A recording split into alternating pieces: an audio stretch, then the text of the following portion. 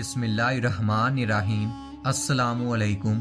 ہر روز نئی ویڈیو کے لیے چینل کو سبسکرائب کر لیں اور ساتھ لگے ہوئے بیل آئیکن کو دبا کر آل کی آپشن کو سلیکٹ کریں تاکہ ہر نئی ویڈیو کی اپڈیٹ آپ کو ملتی رہے۔ کسی ملک کا ایک بادشاہ تھا۔